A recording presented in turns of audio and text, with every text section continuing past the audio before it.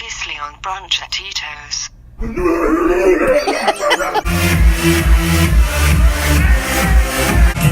fucking lit, bro.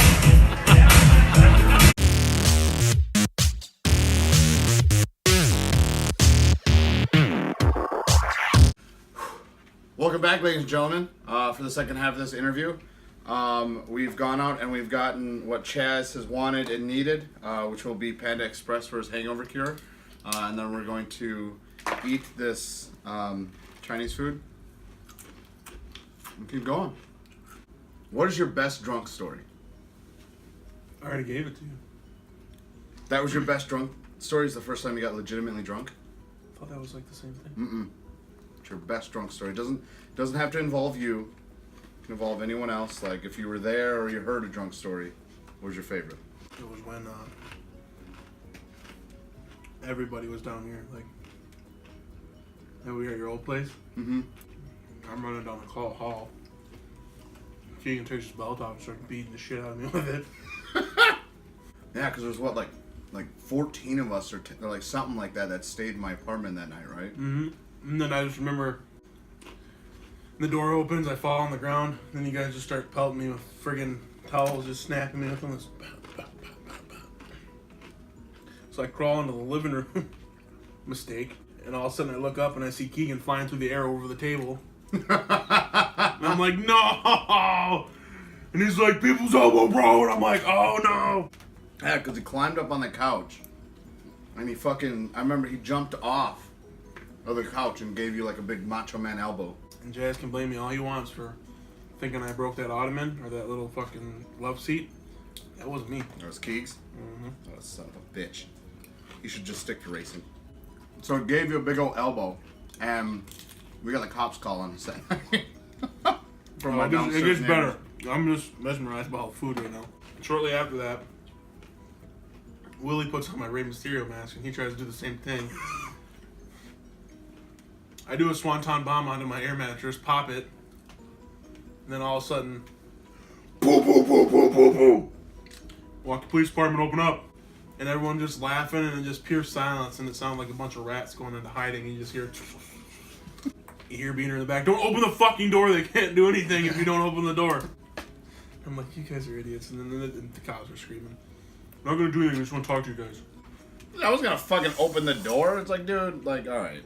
We got caught, we're loud, we're gonna go to bed. Go away. That was the second time that day that we had the cops call us, and I think. It was. First time we weren't even there. The second time was justifiable. So you're a big guy, and like most of my friend group, most of us can be assholes, but we're like assholes to each other, and you know we're mean and we like to poke fun at each other, but that's just kind of the group we are. Mm-hmm. And but for the people that don't know you, you are a pretty gentle giant. You're a very nice person. You're very caring. You're very empathetic. You do a lot for people that you don't even know. And this person that you are, just this nice guy you are, who do you credit for being the person that you are, just how empathetic? My mom. Your mom? Hands down. My mom in the town of Grandin. She was the only one that was really supportive in my life. You know what I mean? Mm-hmm. I mean, you have family and stuff, but she just showed me that no matter what you do in life, you got to work hard for what you want, and you can have nice things. And it's definitely showing. I'm starting to eat the fruits of my labor now at age 23. Mm-hmm. But what I want to know is just what kind of dad do you want to be when that time comes and you meet, you know, some girl, or you know, you have a kid, you know, you think about your mom. What kind of dad are you gonna be? The best dad I can possibly ever be. And I'm gonna give him everything that I never had growing up.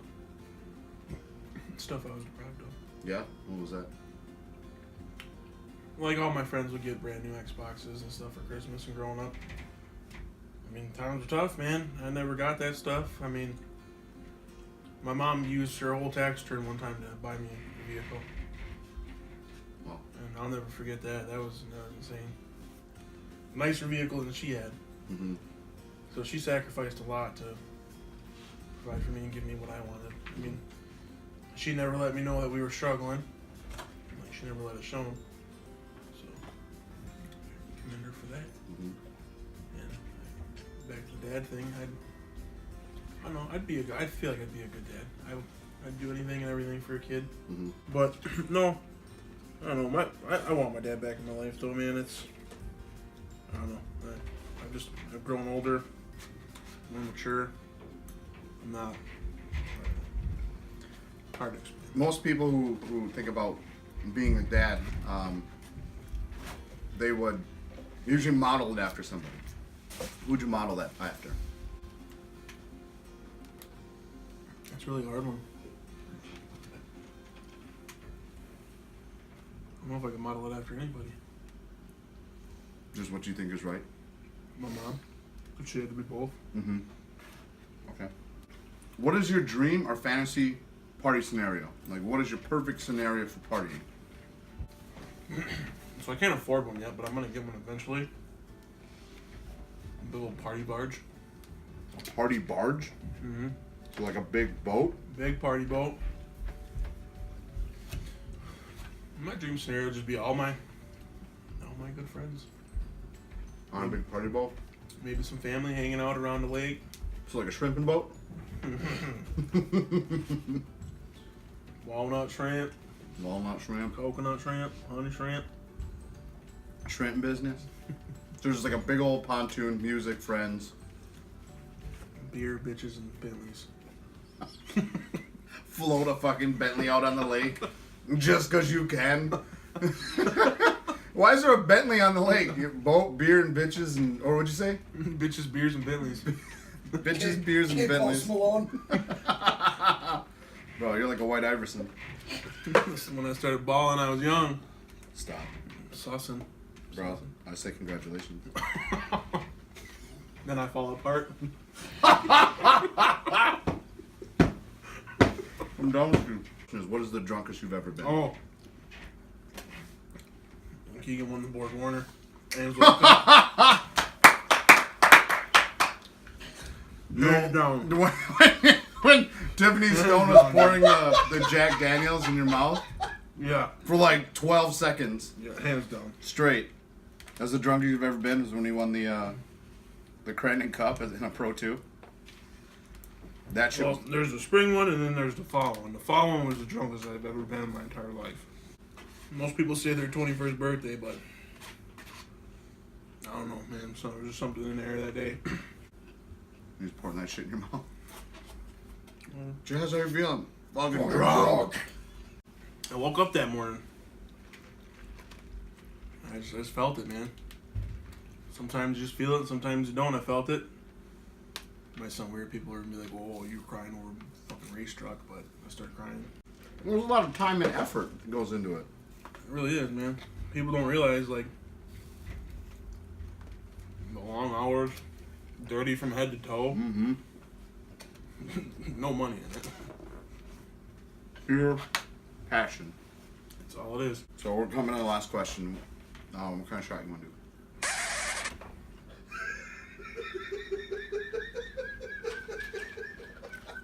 I didn't know there was what?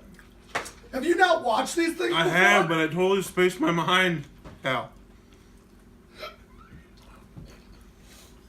I'm gonna puke. Probably. Probably. I might too. But I'm gonna go get a fucking bucket. Just grab the trash can. Cape Crown apple. You got Jim Beam apple. We do. You want that? Yeah.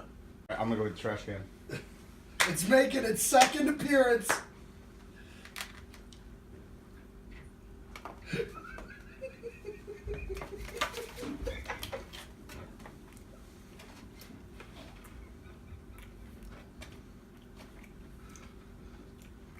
This is just in case, Charles. Alrighty, Chaz. As you were completely unaware, we're on the last question. And on that last question, it carries with it a shot. Now, you don't have to do it if you don't want to. But if you're down, I'll give you a shot. I feel like your record's like 4-0 right now, so I gotta do one. I Can't break the streak. 3-0 for me. The first guest I had was unable to do the shot. Yes. Cal. Don't look at me like that. I was puking on camera. one more time.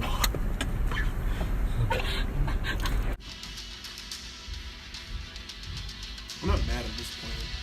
Hey, Dan. So, shot?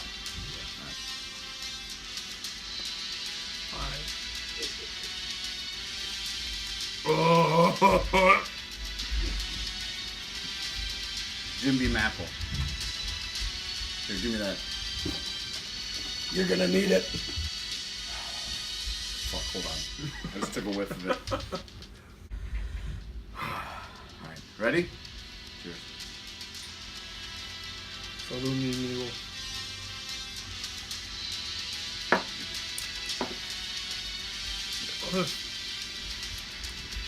Yeah. Oh.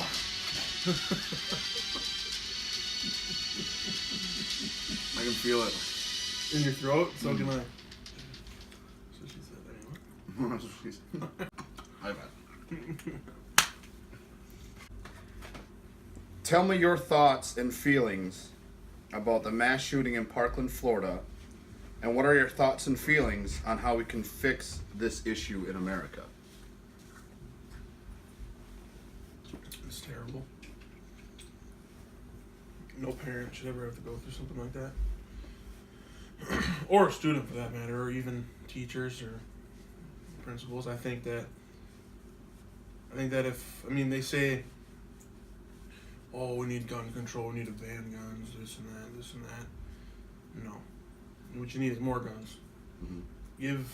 Make all the teachers go to a concealed carry class, have a place where there's guns locked up, or a gun that you can access. You get what I'm saying here? Mm. They need to have protocol for lockdowns on if there is an active shooter. What do we do? As far as you said, giving teachers a gun, and I've seen and I've read both sides of it, Twitter, Facebook, the news, stuff like that. I've seen plenty of different questions to it. So going back to you're saying teachers need guns. Our education budget in America has been cut down, and teachers are having to buy supplies themselves with their own money. Mm-hmm. So we can't even afford to give them folders, pencils, and stuff, but we can afford to give them guns for the school. Where would that budget come out of? It's understandable. I get where you're coming from. And to be honest, I wouldn't know. So I deal with budgets at work, and I understand a little bit more where these general ledger accounts come from. You have a certain set of money, say, just for the sake of it, $14 million towards education, but then you have, 18, how much is defense spending? Like a billion something, right? Billion something? Our defense budget, I think, is almost north of $1 trillion. Yeah. So we have almost billions of dollars to spend towards defense. What you could do is take from that defensive budget, then, instead of the education budget, because obviously that's education budget, that's for education purposes. This would be classified under a defense budget. So you would take from that. So whatever, instead of buying or manufacturing 50,000 missiles, you put that towards security and defense for here at home for our schools, or like I said, you have some sort of weapon in the school. So I guess that would be one way around that question. Am I right? It's a fair point. I think. People also don't realize that, man. If you can't take guns away, man. Drugs are illegal, and somehow people still seem to get those. Mm-hmm. And a thing I saw, I'm not a big fan of her, but she does make points at times. Is Tommy Lauren, Don't know who that is. the hot blonde chick. I have a chance to look her up, but she did say, like, when it comes to a police officer shooting an unarmed person, it's a police officer's fault. But when a mass shooter shoots the school, it's the gun's fault. I mean, it's a valid point. Because you're in law enforcement. I see you shooting guns. Mm-hmm. How do we fix this? But how would you feel would be a good way to fix? Like you said, would be giving guns to teachers and training them. Is that the only way? Educate America on what guns do. man. It's bound to happen anywhere, anytime. So I just think the more people that have guns, the better chance you have of surviving. I don't think it's just one thing to fix this mass shooting issue. It's not. There's so many multiple issues. At Crandon, we have one police liaison. Well, Crandon also has a video intercom thing you need to hit before you can enter the building. Yeah, which is quite nice. Yeah, and that's Crandon. That's a town of 1,900 people in northern Wisconsin that have some sort of plan down. So I think it starts right even at the school too. Like you said, an intercom to get into the school. You're not necessarily having like metal detectors. You need intercom. They need to buzz you in. We have a police liaison at the school who's there, and it goes back to even deeper having budgets, or maybe that's a town budget thing. Like, all right, well, we're gonna budget this police officer. Maybe it's a Crandon school district thing where we budget a police officer who's there 24/7. It may not always be the same person, but there's a police presence there. Yep. So I think it starts with that too, not necessarily always arming teachers with guns. I mean, I think as a student it would make me a little uneasy too, knowing, hey, you know, fucking Mr. Roth has got a fucking gun in his desk, and what happens if he leaves it unlocked? Yeah. I mean, then you're already putting a gun in the school. I mean, there's tons of arguments there. I mean, like I said, I think a police liaison, I wouldn't mind maybe a gun or 2 or 5 in the school that would be accessible maybe in the teacher's lounge. Yeah. Some are protected where maybe a trained individual can do it, can act then. I think that could be a possible solution. Also, my biggest thing is I love shooting guns. I mean, most people have shot them. It feels cool. It feels good. Probably gonna go do it today. Right? Yeah, it feels good. It feels good to shoot a gun. Like, I hunt, I fish, I've been to the range.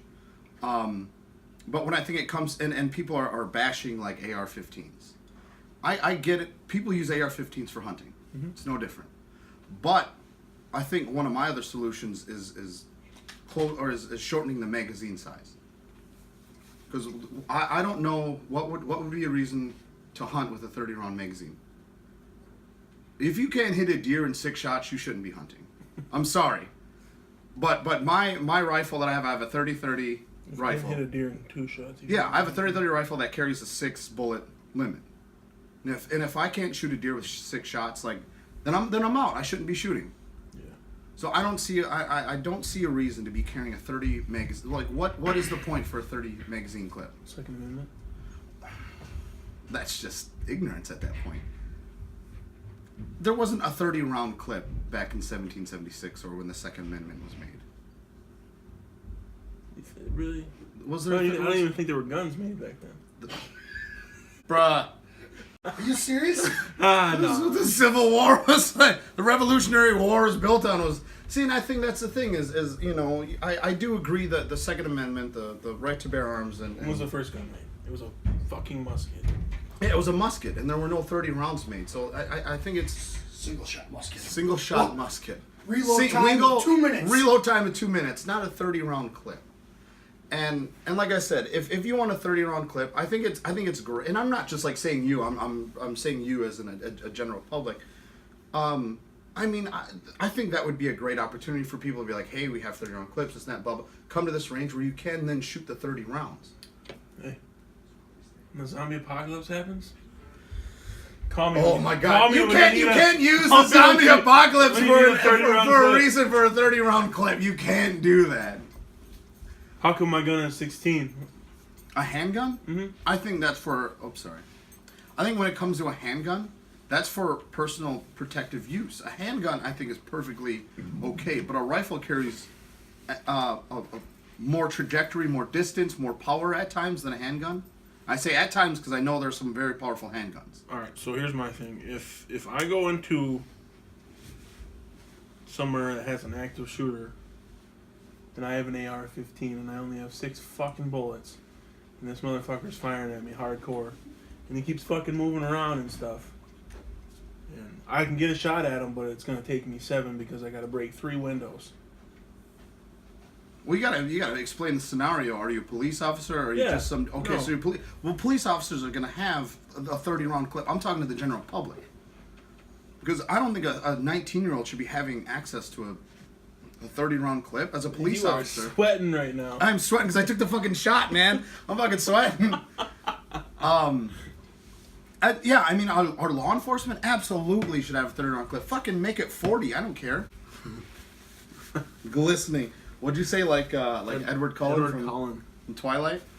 No, I think when it comes to our police officers, yeah, absolutely. 30-round clip, 40-round clip. Fucking make it 50. Dude, make it a barrel drum. Oh, like or the thing. Like, police officers, they're there to protect and serve. I think they have that right to incapacitate like a suspect when they're shooting.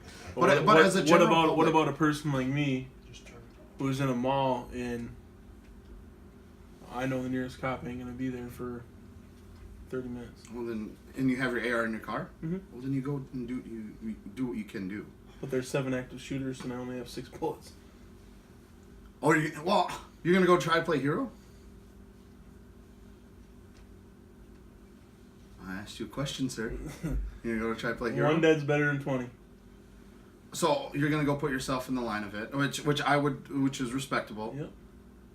But that's one scenario then where the short round clips would be inefficient. Mm-hmm. But compared to you're on duty though. Yeah, but compared to what's going on, then you're a civilian. Yeah. Well, and then So, but compared to everything else that's going on, like I said, there's no perfect solution. This was just my thoughts and He needs to stop talking about this for his table gets fucking flipped over. Why?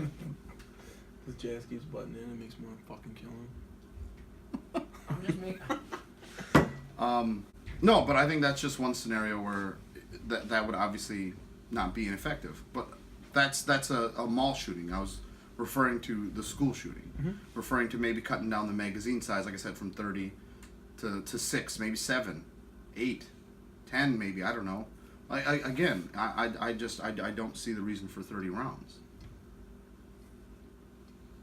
You have a point, but and like I said, I think it's the right to bear arms, man. Yeah, and it's absolutely the right to bear arms. But how come I don't see the need for people to have 800,000 rounds of ammunition stockpiled in their house? I don't see the need for that either. I mean, I think for a business, for people to get their jollies off to shoot a big machine gun, yeah, I think that's a business opportunity. But I don't think Jim Bob Joe in Louisiana should be stockpiling a shit ton of ammunition. I mean, all it takes is a mentally unstable person to just the flip of a switch to say, you know what, I want to kill some people today. And that goes back to another thing too, to add to the issue is the media make shit. I mean, I know it's a little ironic that this is a thing, but the media makes it much more bigger than it is. Because we remember the names. The guy's name was Nicholas Cruz. The guy from Las Vegas was Stephen Paddock. Everybody remembers those names. Everyone remembers, like, holy shit, like, on what was going on. Obviously, it's news coverage, but there's just so much that the media does. And these people look for attention. And people and out there are like, we need to be monitoring unstable people, mentally ill people. Well, there are mentally ill people in Australia and China, Russia, and other countries, but it doesn't happen there as much as it does here. This is true. So it's these grown-ass adults in Washington, they need to come together and find a fucking solution so that these kids aren't dying in the school. It's not that hard. This was just me ranting, thinking of a possible scenario. It's never going to be perfect. No. But like I said, that comes to the point where, like I said, it happens in other countries. There are many unstable people in other countries, but it happens here the most. Washington, at the end of the day, you take my guns away, we're going to have a problem. Yeah, and I don't think they should take guns away. It does go back, again, to the Second Amendment, where you do have the right to bear arms. You have the right to defend yourself, domestic and foreign. Mm-hmm. And that's your right. But I think it goes back to just saying, I wouldn't even say gun control. I would just say, hey, maybe we can cut down on magazine size. I know people use AR-15s for hunting, yeah. Mm-hmm. But, I mean, self-defense, okay, then maybe a 10-round magazine. I get it. But 30, 20, like, what do you need to shoot? What's causing you 20, 30 rounds that you can't get it? Word. Well, like I said, police officers are different, but... All right, guys. That was our episode of Brunch at Tito's. Thank you, Chaz, for coming on, talking about those issues, having a good time, puking out of moving vans. Always a plus. If you think you can handle a night out with me, and then you can do breakfast in the morning or brunch or whatever, Chinese food. I feel a lot better. You feel a lot better? Yeah. Let me know if you want to come down. Like I said, it's basically turning into someone else's birthday. We're all about brunch, booze, questions, and if you think you can handle it, let me know. Thanks, guys.